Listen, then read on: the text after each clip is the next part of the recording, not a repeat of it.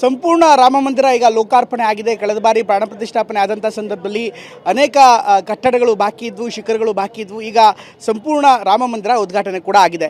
ನಮ್ಮ ಜೊತೆಗೆ ಮಾತನಾಡೋದಕ್ಕೆ ರಾಮ ಮಂದಿರದ ಸಂಪೂರ್ಣ ಲೈಟಿಂಗ್ ವ್ಯವಸ್ಥೆಯನ್ನು, ಎಲೆಕ್ಟ್ರಿಕ್ ವ್ಯವಸ್ಥೆಯನ್ನು ಮಾಡಿರುವಂಥದ್ದು ಕರ್ನಾಟಕದವರೇ, ಅದರಲ್ಲೂ ಕನ್ನಡದವರೇ, ಮಂಗಳೂರಿನವರು ರಾಜೇಶ್ ಶೆಟ್ಟರು ನಮ್ಮ ಜೊತೆಗೆ ಜಾಯ್ನ್ ಆಗ್ತಿದ್ದಾರೆ. ಸಂಪೂರ್ಣ ಇವತ್ತು ನಮಗೆ ರಾಮ ಮಂದಿರ ಎಷ್ಟು ಅದ್ಭುತವಾಗಿ ಕಾಣ್ತಾ ಇದೆ, ಬಣ್ಣ ಬಣ್ಣದಿಂದ ಕಂಗೊಳಿಸುತ್ತೆ ಸಂಜೆ ಮೇಲೆ.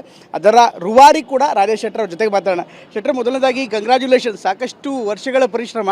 ಇವತ್ತಿನ ಕಾರ್ಯಕ್ರಮ ಬರೀ ಒಂದು ದೇವಸ್ಥಾನದ ಉದ್ಘಾಟನೆ ಅಲ್ಲ, ಇದು ಒಂದು ದೊಡ್ಡ 500 ವರ್ಷದ ಹೋರಾಟ ಒಂದು ತಾತ್ವಿಕವಾಗಿ ಅಂತ್ಯಕ್ಕೆ ಬಂದಿರುವಂಥದ್ದು. ಹಿಂದೆ ನೀವು ಆರಂಭಿಕ ದಿನಗಳಲ್ಲೂ ನೋಡಿದಿರಿ, ಈಗ ಸಂಪೂರ್ಣ ಪರಿಪೂರ್ಣವಾಗಿದೆ. ಈಗ ಭವ್ಯ ರಾಮ ಮಂದಿರ ಅನ್ನೋ ಆ ಅಕ್ಷರಕ್ಕೆ, ಹೆಸರಿಗೆ ಸರಿಯಾಗಿ ಇಷ್ಟರ ಮಟ್ಟಿಗೆ ಸೂಟ್ ಆಗ್ತದೆ. ಏನೆಲ್ಲ ವ್ಯವಸ್ಥೆಗಳನ್ನು ಮಾಡಿದಿರಿ? ನಮಸ್ಕಾರ, ಜೈ ಶ್ರೀರಾಮ್. ಇವತ್ತಿನ ದಿನ ನಮಗೆಲ್ಲರೂ ವಿಶೇಷವಾದ ದಿನ. ಏನಕ್ಕೆ ಬರೇ ಉದ್ಘಾಟನೆ ನಾವೆಲ್ಲ ಸಾಕ್ಷಿಯಾಗಿದ್ವಿ 22ನೇ ತಾರೀಕು ಜನವರಿ 24ನೇ ಇಸ್ವಿ ಸಂದರ್ಭಕ್ಕೆ.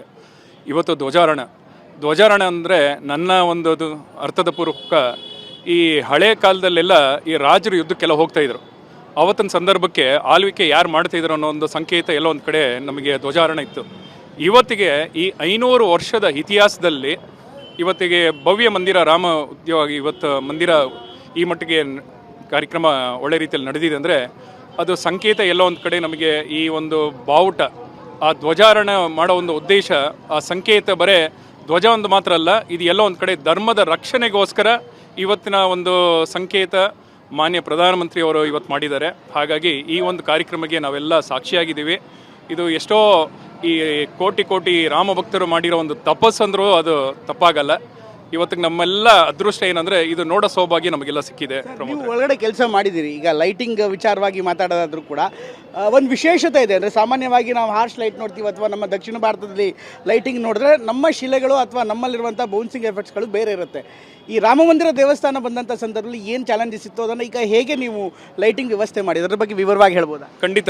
ಈ ಲೈಟಿಂಗ್ ಅನ್ನೋಕ್ಕಿಂತನೂ ತಾತ್ಪರ್ಯ ನನಗೆ ಗೊತ್ತಿರೋ ಪ್ರಕಾರ ಇದು ವಿದ್ಯುತ್ಕರಣ. ಅಂದರೆ ಈ ಟೆಕ್ನಿಕಲಾಗಿ ನಾವು ಅದನ್ನು ವಿಂಗ್ ಮಾಡಬೇಕಂದ್ರೆ ಅದು HT ಹೈ ಟೆನ್ಷನ್ ಅಂತೀವಿ, ಲೋ ಟೆನ್ಷನ್ ಅಂತೀವಿ. ಕನಿಷ್ಠ ನಾವು ಟ್ರಾನ್ಸ್ಫಾರ್ಮರ್ ಅನ್ನೋ ಒಂದು ಕೆಪಾಸಿಟಿ ನೋಡೋಕೆ ಹೋದರೆ 6 MVA ಅಂದರೆ 6000 KVA ಪವರ್ ಸ್ಯಾಂಕ್ಷನ್ ಇದಕ್ಕೆ ಬೇಕಾಗಿರೋದನ್ನು. ಅದ್ರ ಜೊತೆಗೆ ಒಂದು 80 ಕಿಲೋಮೀಟರ್ ಕೇಬಲ್ ನಾವು ಹಾಕಿದ್ದೀವಿ ಈ ಜಾಗದಲ್ಲಿ. ಏನಕ್ಕೆ ಈ ಕಾಂಪ್ಲೆಕ್ಸ್ ನಾವು ನೋಡೋಕೆ ಒಂದು ಮಂದಿರ ಅನ್ನೋಕ್ಕಿಂತನೂ 8.25 ಎಕರೆ ಇದೆ ಜಾಗ. ಇದು ಕಂಪ್ಲೀಟ್ ಕಾಂಪ್ಲೆಕ್ಸ್. ಇವತ್ತಿಗೆ ನಾವು ನೋಡ್ತಾ ಇರೋದು ಕಂಪ್ಲೀಟ್ ವಿವರಣೆ ಈ ನಮ್ಮ 22ನೇ ತಾರೀಕು ಪ್ರಾಣ ಪ್ರತಿಷ್ಠೆ ಸಂದರ್ಭದಲ್ಲಿ 2.5 ಎಕರೆ ಮಾತ್ರ ಅವತ್ತಿಗೆ ಓಪನಿಂಗ್ ಇತ್ತು. ಇವತ್ತಿಗೆ ವಿಸ್ತಾರ 8.25 ಎಕರೆ ಆಗಿದೆ. ಸೊ ಇದರಲ್ಲಿ ಸುಮಾರು ಥರದ ಕಾರ್ಯ ವಹಿಸ್ಕೊಂಡಿದ್ದೀವಿ. ಇದರಲ್ಲಿ ನಮ್ಮ ಎಲೆಕ್ಟ್ರಿಕಲ್ ವಿದ್ಯುತ್ಕರಣೆ ನೋಡೋಕೆ ಹೋಯ್ತಂದರೆ ಕನಿಷ್ಠ ಒಂದು 150 ಎಲೆಕ್ಟ್ರಿಕಲ್ ಡಿಸ್ಟ್ರಿಬ್ಯೂಷನ್ DB ಅಂತೀವಿ. ಅದ್ರ ಜೊತೆಗೆ ಒಂದು 150 ಪ್ಯಾನೆಲ್ಗಳೆಲ್ಲ ಇದೆ.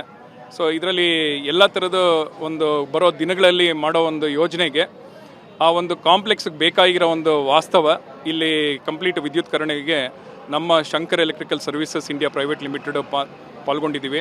ಇದು ಎಲ್ಲೋ ಒಂದು ಕಡೆ ನಾನು ನಂಬಿ ಬಂದಿರೋ ಕಟೀಲು ದುರ್ಗಾ ಪರಮೇಶ್ವರಿ ಹಾಗೆ ಮಂತ್ರಾಲಯ ಪ್ರಭು ಶ್ರೀ ಗುರು ರಾಘವೇಂದ್ರ ಸ್ವಾಮಿ ಅವರ ಅನುಗ್ರಹ ಆಶೀರ್ವಾದ ಅಂದ್ಬಿಟ್ಟು ಹೇಳೋಕ್ಕೆ ಇಷ್ಟಪಡ್ತೀನಿ. ಎಲ್ಲದಕ್ಕಿಂತ ವಿಶೇಷವಾಗಿ ಈ ವಿದ್ಯುತ್ಕರಣೆ ಉದ್ಘಾಟನೆ ಮಾಡಿದ್ದು ಯಾರು ಅಂದ್ಬಿಟ್ಟು ಕೇಳೋಕ್ಕೆ ಹೋದರೆ ನಮ್ಮ ಪ್ರಭುಗಳು ಶ್ರೀ ಪರಮ ಪೂಜ್ಯ ಶ್ರೀ ಸುಬೀಂದ್ರ ತೀರ್ಥರು, ಮಂತ್ರಾಲಯ ಪ್ರಭುಗಳು. ಹಾಗಾಗಿ ನನ್ನ ಒಂದು ಕನಸಿನಲ್ಲಿ ಏನೆಲ್ಲ ಆಕಾಂಕ್ಷೆ ಇತ್ತು ಅದನ್ನೆಲ್ಲ ಒಂದು ಕಡೆ ರಾಯರು ಆಮೇಲೆ ಕಟೀಲು ದುರ್ಗಾ ಪರಮೇಶ್ವರಿ ಮಾಡಿಸ್ಕೊಟ್ಟಿದ್ದಾರೆ. ಇಲ್ಲಿ ನಮ್ಮ ಎಲೆಕ್ಟ್ರಿಕಲ್ ಬಗ್ಗೆ ಒಂದು ವಿವರಣೆ ಕೊಡಬೇಕಾದ್ರೆ ಇದರಲ್ಲಿ ಬರೇ ಈ ದೇವಸ್ಥಾನ ಮಟ್ಟಕ್ಕೆ ಮಾತ್ರ ಅಲ್ಲ, ಇದರಲ್ಲಿ ಪರ್ಕೋಟ ಅಂದ್ಬಿಟ್ಟಿದೆ. ಆಮೇಲೆ ಎಲ್ಲ ಒಂದು ದೇವಸ್ಥಾನಕ್ಕೆ ಬೇಕಾಗಿರೋ ಒಂದು ಪವರ್ ಡಿಸ್ಟ್ರಿಬ್ಯೂಷನ್ ಇರ್ಬೋದು.